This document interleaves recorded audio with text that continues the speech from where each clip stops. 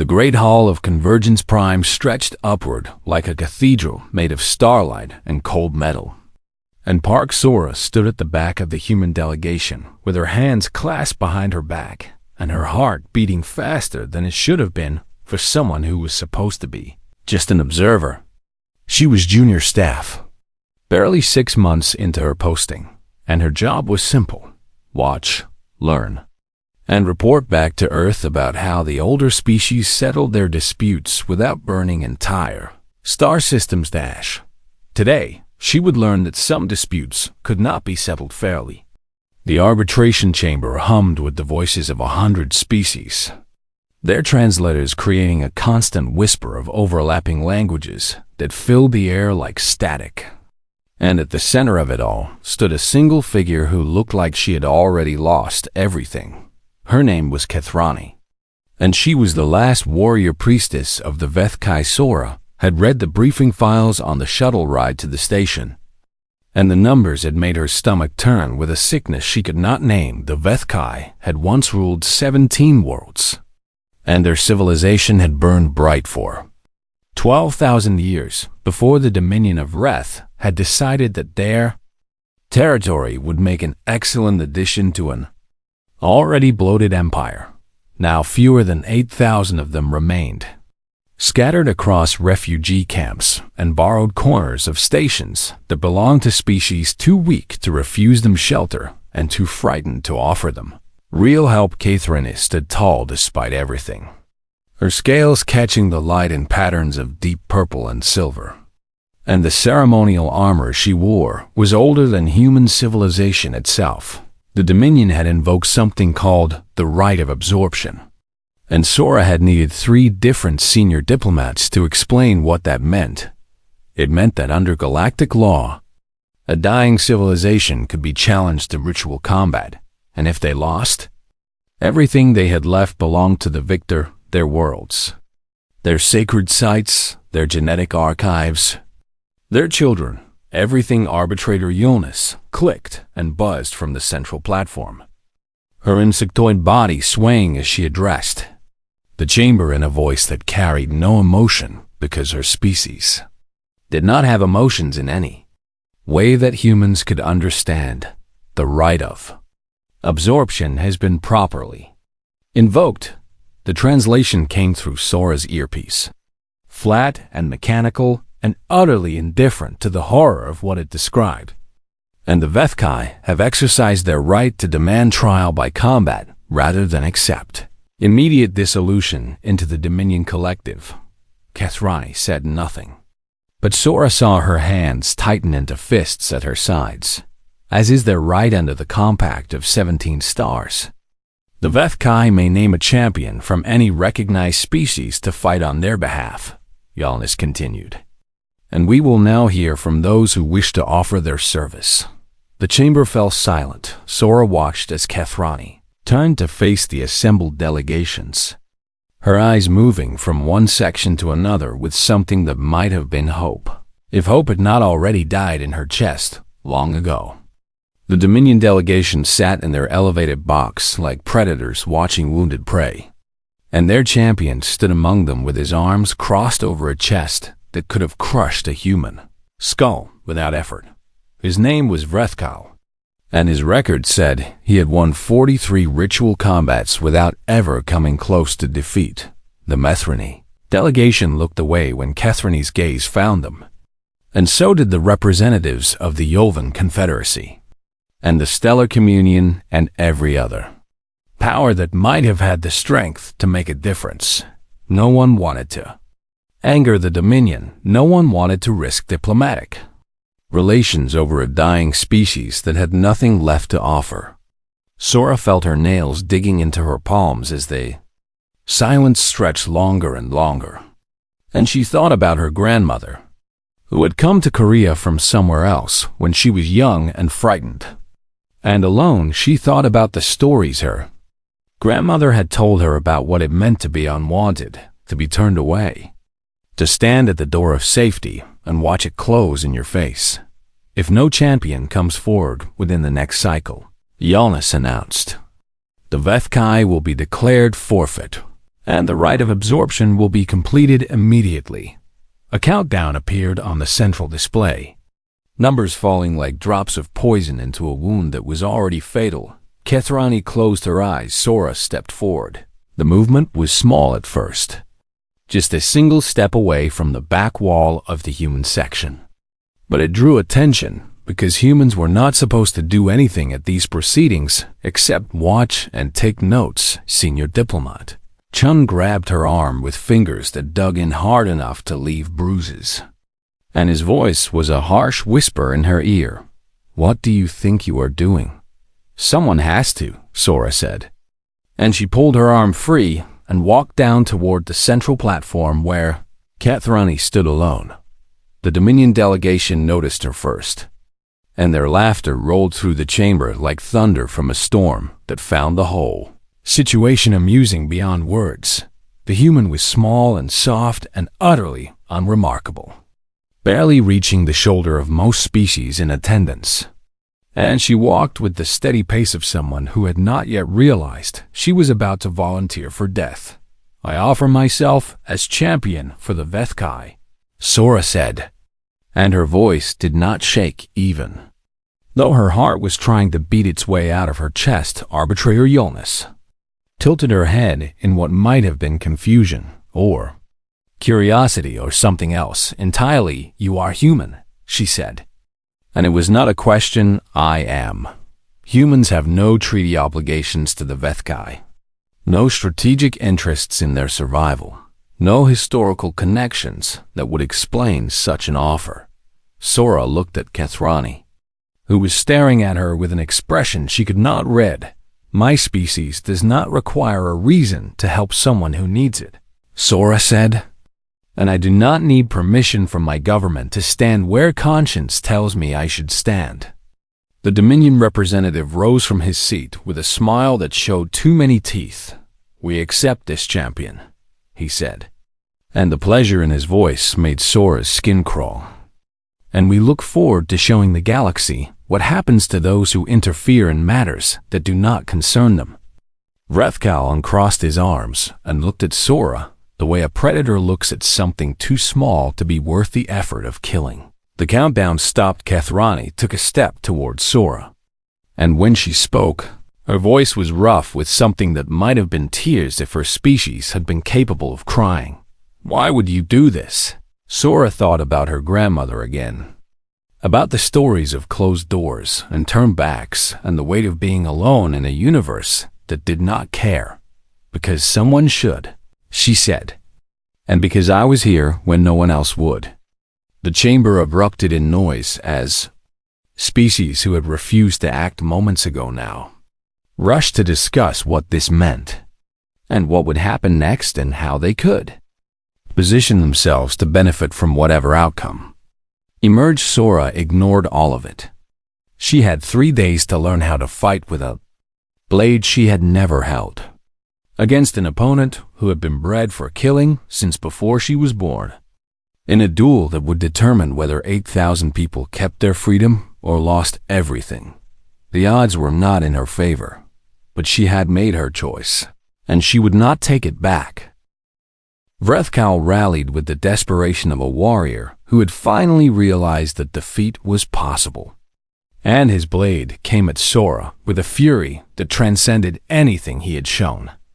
Before he had stopped thinking about performance or demonstration, or sending a message to the galaxy, now he was simply trying to survive. His weapon found Sora's side, driving deep between her ribs in a wound that would kill her within minutes if she did not receive immediate medical attention. Blood poured from the gash, soaking through her already ruined clothing, and Sora felt her legs begin to buckle under the weight of injuries that no human body was meant to sustain. She should have fallen. Every rule of biology said she should have fallen instead. She stepped inside his guard. Vrethkal saw it happening and could not understand how she was still moving, still fighting, still refusing to accept what her body must have been screaming at her with every nerve. The sacred blade in her hands blazed with every rune the Vethkai ancestors had ever carved. a fire so bright that the watchers in the arena had to shield their eyes from its glory. She drove the weapon forward with everything she had left, every ounce of strength and stubbornness and refusal to surrender. And the edge found the center of Rethkal's chest. It was not a killing blow even in that moment. With death closing in around her and every reason in the universe to take the final strike, Sora made a choice. She chose to leave him alive. The tip of the blade stopped just short of his heart, buried deep enough to cause serious damage, but not deep enough to end his life. Rethkal looked down at the weapon in his chest, then up at the human who had put it there, and his eyes were wide with something beyond fear. It was awe. "I yield," he said, and his voice cracked on the words like ice breaking under weight. It was never meant to bear. The arena erupted. The Vethkai delegation screamed with joy and disbelief. 8,000 years of suffering and loss, transformed in an instant into something that felt almost like hope. Kethrani collapsed to her knees, sobbing openly as the weight of everything she had carried finally found release. Elder Mothkai stood with her arms raised toward the ceiling, and the prayers she offered were in a language so old that even the universal translators could not parse them.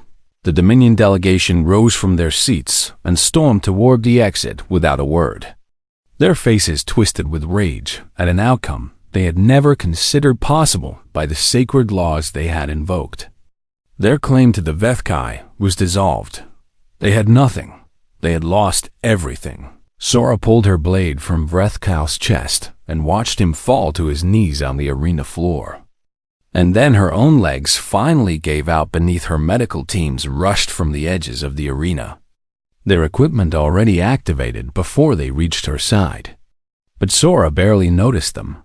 She was looking at the blade in her hands, at the runes that still glowed with ancestral fire, and she was thinking about her grandmother who had taught her that the measure of a person was not in whether they won, but in whether they stood. She had stood against all odds, against every expectation, against the certainty of death that had followed her into this arena. She had stood in the medical bay.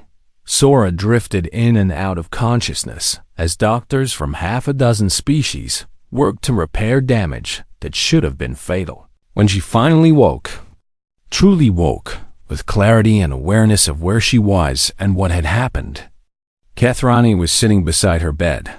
The sacred blade lay across the warrior priestess's lap, and the runes had changed in ways that Mothkai had spent hours trying to understand human. Determination had etched itself into metal that was 10,000 years old, patterns that had never existed before and would never exist again. "Why?" Kethrani asked, and her voice was rough with exhaustion and tears that had not yet stopped falling. Sora turned her head to look at this woman whose people she had saved, and she remembered the question Kethrani had asked in the preparation chamber 3 nights ago. "My grandmother was a refugee," Sora said, and each word cost her effort, but she needed to say them anyway. "And she used to tell me that the measure of a people is what they do when they have nothing to gain. You nearly died for strangers." "I nearly died for people who deserve someone to stand for them," Sora corrected. "And that is not the same thing." In the days that followed, the Galactic Arbitration Council formally recognized the sovereignty of the Vethkai, and 27 species that had refused to help before suddenly found themselves eager to send aid to the refugee camps. It was politics, Sora knew. Calculated moves by governments that wanted to be seen on the right side of history, now that the outcome had been decided. But the food and medicine and shelter were real, and the children in the camps did not care about the motivations behind the hands that delivered them. The Dominion's expansion stalled as other minor species suddenly found champions willing to stand on their behalf. Inspired by the broadcast of a human who had faced impossible odds and refused to surrender, some of those champions won their duels. Most of them lost, but they all stood. And that mattered more than anyone except the Vethkai truly understood. And in the archives of Convergence Prime, A new entry was added to the official records regarding humanity, a species that had only recently joined the galactic community and was still considered too young and too weak to matter in the calculations of the great powers. The entry reads simply, "We'll fight for strangers. We'll bleed for principle. We'll stand when standing seems impossible." And at the bottom, in a note added by arbitrator Yolnus herself, "Threat assessment. Recalculating indefinitely. Sora returned to Earth 3 months later. Her wounds healed, but the scars remaining as permanent reminders of what she had done, and why she carried with her a gift from Elder Mothkai, a small piece of metal cut from the sacred blade, with a single rune that glowed whenever Sora held it. The rune was new, carved by Mothkai's own hands in the days after the duel. It meant, "One who stands for those who cannot." Sora kept it with her always, a reminder that the universe was vast and cold and often cruel, but that somewhere out there, strangers would still fight for those who had no one else. Her grandmother would have been proud. The duel had entered its second hour, and Vrethkal had stopped playing the theatrical strikes and mocking commentary had vanished, replaced by the cold efficiency of a warrior who had finally realized that his opponent was not going to cooperate with the script he had written in his head.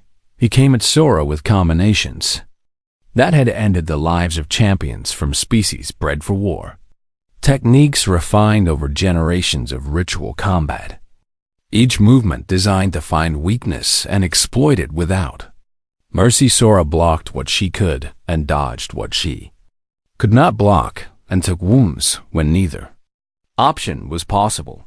A slash across her ribs opened a gash that made breathing feel like swallowing broken glass. A deep cut on her thigh turned every step into agony.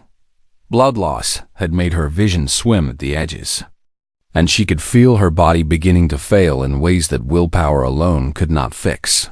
But she did not stop in the stands. The representatives of the great powers who had refused to help the Vethkai watched with expressions that had shifted from amusement to confusion to something that might have been shame. The human was dying on her feet. Anyone could see that, but she was dying in a way that made their own inaction look small and cowardly by comparison. The Dominion representative rose from his seat and addressed arbitrator Yolnus with a voice that carried false concern. "We request that this combat be halted on grounds of preventing unnecessary suffering," he said. "As it is clear, the human champion cannot hope to win and is merely prolonging her own death." Yolnus turned her compound eyes toward Sora, who had used the momentary pause to catch her breath while leaning heavily on her blade. "Champion of the Vethkai," the arbitrator announced. "Do you yield?" Sora lifted her head and looked directly at the Dominion delegation. "I do not." She straightened despite the pain, raised her blade despite the weakness flooding through her limbs, and faced Vrethkal with an expression that held no surrender and no regret. "Then the combat continues," Yolnus declared in the Vethkai section. Kithrani had stopped trying to hold back her tears. They streamed down her face in silver tracks, and her hands trembled as she watched this stranger from a minor species pour out her life on the arena floor for people she had never met. "She is dying for us," Kithrani whispered to her grandmother. "She is living for us," Mothkai corrected. And her old voice cracked with emotion she had thought she no longer possessed. "And that is so much harder." Vrethkal launched another assault, and this time Sora did something she had not done in the entire duel. She attacked back, not with skill, because she had no real skill with the blade, not with strength, because her strength was almost gone. She attacked with something else entirely, something the Dominion had never thought to breed for or train against, something that had carried her species from caves to stars despite being slower and weaker and softer than almost everything else in the universe. She attacked with sheer, stubborn refusal to accept that she was beaten. Her blade found Vrethkal's forearm and opened a wound. That made him hiss with pain. Another rune on the sacred weapon flared to life. She pressed forward into his guard, taking a cut to her shoulder in exchange for a strike that caught his leg and made him stumble. 2 more runes began to glow. Vrethkal retreated. Actually retreated. And the shock of it rippled through the watching crowd like a wave through still water. The Dominion champion had never retreated in 43 duels. He had never needed to. "What are you?" he demanded. And his voice had lost all its earlier mockery. Sora did not answer with words. She spoke instead, with every step that should have been impossible. Every swing of the blade that should have been beyond her strength. Every breath that came harder than the one before, but still came anyway. The runes on her blade were glowing brighter now. Not because she had learned to fight like the Vethkai, or because she had earned their power through skill, but because the ancestors watching through those ancient marks had finally understood what they were seeing. They were seeing a soul that would not break. They were seeing a heart that poured out everything it had for strangers who had nothing left to give in return. They were seeing what Mothkai had told Kethrani that morning before the duel, when the old woman had explained why she thought the runes might recognize this human after all. The runes do not measure worthiness by blood or tradition, Mothkai had said. They measure it by the willingness to suffer for something greater than yourself. Sora had never trained in the Vethkai traditions. She had never learned their prayers or studied their histories beyond what Kethrani had told her in 3 short days. But she had walked into this arena knowing she would probably die. And she had done it anyway, because someone needed to stand. The sacred blade blazed now like a star caught in mortal hands. Every rune alive with fire that the watching galaxy had never seen before. And Sora drove forward with the last reserves of strength she possessed. Vrethkal made a mistake. It was small. Just a moment of hesitation born from confusion and the unfamiliar sensation of fear. But it was enough. Sora's blade cut deep into his shoulder, biting through scale and muscle until blood poured down his arm in sheets. He staggered back with a roar of pain that echoed through the silent arena.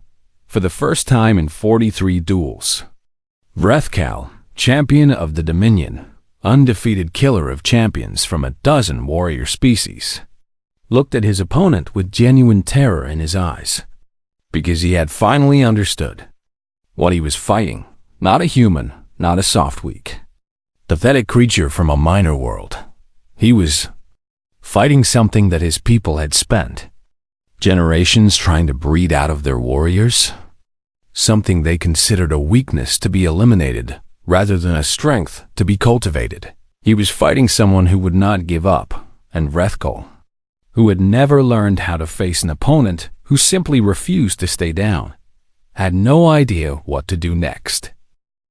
The grand arena of arbitration was larger than any stadium Sora had ever seen on Earth, and the seats rose in endless tiers toward a ceiling that disappeared into darkness far above. 1,000 worlds were watching. The thought should have terrified her, but Sora found that she had moved past terror into something else entirely. A calm that settled over her like armor made of acceptance. She would probably die here today. She had made her peace with that. What mattered now was how she faced the end, and what the 8,000 remaining Vethkai would see when they watched their champion stand against the monster that had devoured everything they loved. Vrethkal waited at the center of the arena, his massive form casting a shadow that seemed to swallow the light around him. He was 7 feet of muscle and scale and bred violence, his body shaped by generations of selective engineering to be the perfect instrument of death in ritual combat. When he saw Sora approaching, he smiled with teeth that could have torn through steel. "I have studied your species," he said, and his voice rolled across the arena like distant thunder. "I'm almost disappointed that this will be over so quickly." Sora said nothing. She walked to her position across from him and raised the sacred blade. feeling its weight in her hands and the faint warmth of the runes that had barely flickered to life. The Dominion delegation watched from their elevated box with expressions of smug certainty, and beside them sat representatives of the great powers who had refused to help, and who now waited to see how badly this foolish human would be destroyed. The Vethkai section was smaller. Just a handful of refugees who had been able to afford the journey to Convergence Prime. But Sora could feel their eyes on her like physical weight. Kathrani stood among them, her hands clasped together so tightly that her scales had gone white around the knuckles. Elder Mothkai sat beside her granddaughter, and the old woman had not looked away from Sora since she entered. The arena arbitrator Yelnus raised one of her many limbs to signal the start of the combat. This duel is fought until yield or death, she announced, and no outside interference will be permitted once the first blow is struck. Sora adjusted her grip on the blade. Vrethkal lowered himself into a fighting stance that made him look even more like the predator he was. Begin. He moved faster than Sora had expected, faster than anything his size should have been able to move, and his blade came at her in a sweeping arc that would have cut her in half if she had not thrown herself backward. At the last moment, the edge of his weapon passed so close to her chest that she felt the air part against her skin. She did not have time to recover before he was on her again. A flurry of strikes that came from angles she could barely track. And within the first 10 seconds of the duel, she was bleeding from 3 separate wounds. A cut on her arm, shallow but painful, a slash across her shoulder that would need stitches if she survived long enough to receive them, a nick on her cheek that sent warm blood trickling down toward her jaw. The crowd murmured with sounds that Sora recognized as disappointment, as if they had expected something more than the obvious slaughter they were witnessing. Vrethkal circled her like a hunter playing with wounded prey, and his smile had grown wider with each wound he inflicted. Your species truly believed they could challenge the Dominion, he said, loud enough for the microphones to catch. And now the galaxy sees what humans really are. He lunged again, and Sora barely managed to deflect the strike with her own blade, the impact sending shockwaves up her arms that made her bones ache. She stumbled back, almost fell, caught herself at the last moment. Vrethkal laughed. Soft, he said. Weak, pathetic, barely worth the effort of killing. Sora wiped the blood from her cheek with the back of her hand and raised her blade again. She did not attack. She waited. The seconds stretched into minutes, and Vrethkal struck again and again. Each blow meant to end the fight, and each time Sora found a way to survive it. She did not win the exchanges. She simply refused to lose them completely. A cut on her thigh made her leg burn with every movement. A glancing blow to her side cracked at least one rib. Blood soaked through her clothing and dripped onto the arena floor in patterns that traced her stumbling path across the stone, but she did not fall. The murmurs in the crowd began to change, confusion replacing disappointment as the human who should have been dead within the first minute continued to stand and move and breathe. Vrethkal's smile faded. He had expected this to be a demonstration of Dominion superiority, a quick and brutal lesson to anyone who might consider standing against them. Instead, this small, soft human was turning it into something else entirely. Why do you not die? He growled. And for the first time, there was frustration in his voice. Sora did not answer with words.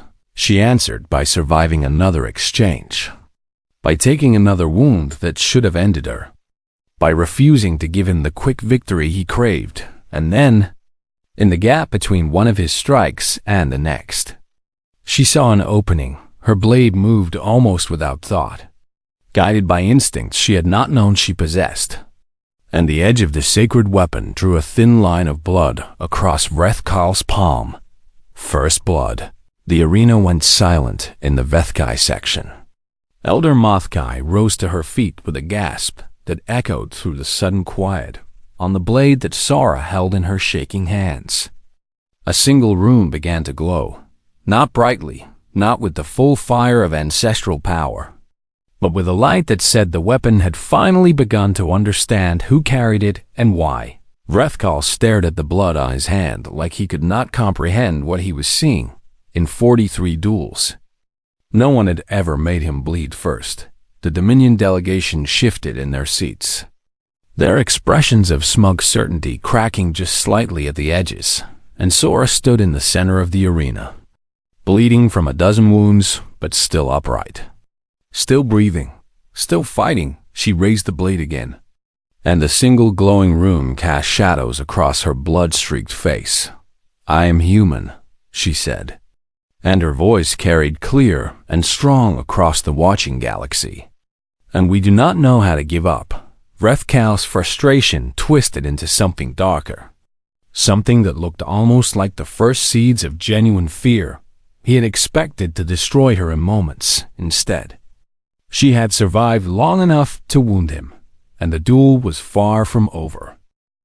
The preparation chambers beneath the dueling arena were carved from stone that was older than the station itself, and the walls were covered in the names of champions who had fought and died in this place across 10,000 years of galactic history.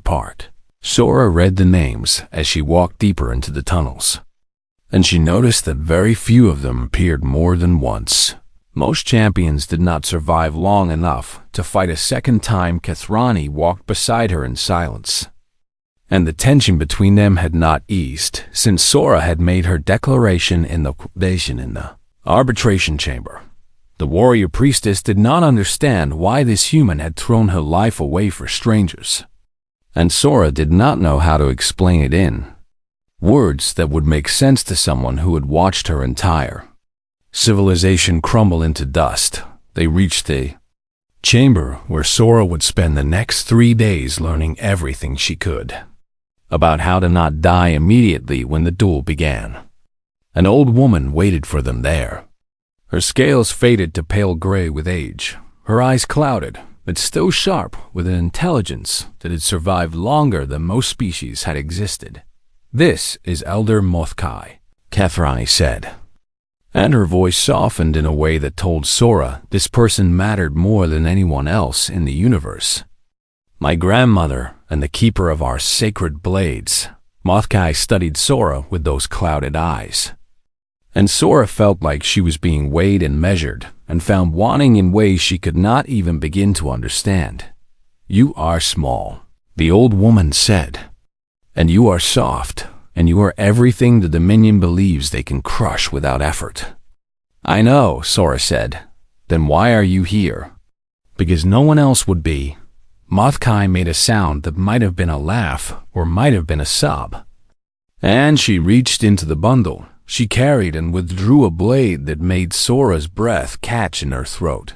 It was beautiful in a way that weapons should not be beautiful, its edge catching the light like frozen starfire, and the handle was wrapped in material that seemed to shift and move under the dim illumination of the chamber. But it was the blade itself that held Sora's attention, because the metal was covered in marks that pulsed with a faint inner light. "These are the runes of our ancestors," Mothkai explained, "carved into the last sacred blade of the Vethkai, by hands that turned to dust before your species learned to walk upright." She held the weapon out to Sora, and her old hands did not tremble, even though her eyes were wet with something she would never call tears. "The runes judge the one who carries them," Kathrani said from behind Sora, "and they will only awaken for a soul they deem worthy." Sora reached out and wrapped her fingers around the handle. Nothing happened.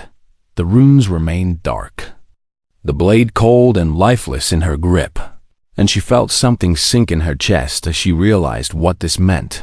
"I am not worthy," she said, and she hated how much it hurt to admit it out loud. "The runes do not know your species," Mothkai said, and there was something in her voice that might have been comfort. "They cannot read what they have never encountered before. Then how can I fight with this blade if it does not recognize me? You will have to make it recognize you." Kathrani said. Or you will die carrying a weapon that never understood why you were willing to hold it. The next 3 days blurred together in a haze of exhaustion and pain and lessons that Sora knew she could never truly master in such a short time. Kathrani did not try to teach her the Vethke fighting style, because that would have taken years of training that they did not have. But she taught Sora other things. She taught her the history of every rune carved into the sacred blade. She told stories of the massacres that had driven her people from their homeworlds. The Exodus ships burning in the void. The children frozen in cryogenic sleep who would never wake because their pods had been destroyed by Dominion raiders. She described the refugee camps where the last of her kind lived in borrowed spaces, eating borrowed food, breathing borrowed air, waiting for the day when there would be nothing left to borrow. And on the second night, when Sora's body ached from training and her mind swam with histories that were not her own, she asked the question that had been burning in her throat since she first stepped forward. Why do you keep fighting when there is no hope left? Kathrani sat across from her in the dim chamber, her scales catching the light and patterns that Sora had learned to read as sadness. Because my ancestors watch, she said. And because the children in the camps need to see someone stand, even if that someone falls. Especially then, Kathrani said. Because falling while standing is still better than kneeling. On the third night, Sora gripped the blade again. The runes flickered, just barely. A pulse of light so faint it might have been imagination, that Mothkai saw it and Kathrani saw it. And Sora felt something shift in her chest like a door opening onto a room she had not known existed. It is not much, Mothkai said, but it is more than we had before. Will it be enough? The old woman did not answer, and her silence said everything that needed to be said. Sora spent the last hours before the duel sitting alone in the preparation chamber, holding a blade that barely recognized her, and thinking about everything that would happen when the sun rose on. Convergence Prime. She thought about Vrethkal, the Dominion champion who had killed 43 opponents and who looked at her like she was nothing more than an inconvenience to be removed. She thought about the 8,000 Vethkai who would lose everything if she failed. She thought about her grandmother, who had survived things that should have broken her and who had taught Sora that the measure of a person was not in whether they won, but in whether they stood. When Kathrani came to escort her to the arena, Sora was ready, not ready to win, because she knew the odds were stacked against her in ways that might be impossible to overcome, but ready to stand and ready to show the galaxy what humans were made of. Even when the darkness closed in and hope seemed like a luxury they could not afford. Thank you, Kathrani said as they walked toward the light of the arena. For what? For giving my people something they have not had in a very long time. Sora looked at her and saw the tears that Kathrani's species was not supposed to be able to cry. What is that? A reason to believe that the universe is not entirely cruel, Kathrani said, and that somewhere out there, strangers will still fight for those who have no one else. The doors to the arena opened, and Sora walked through them with a blade that barely glowed and a heart that burned brighter than any room could ever capture.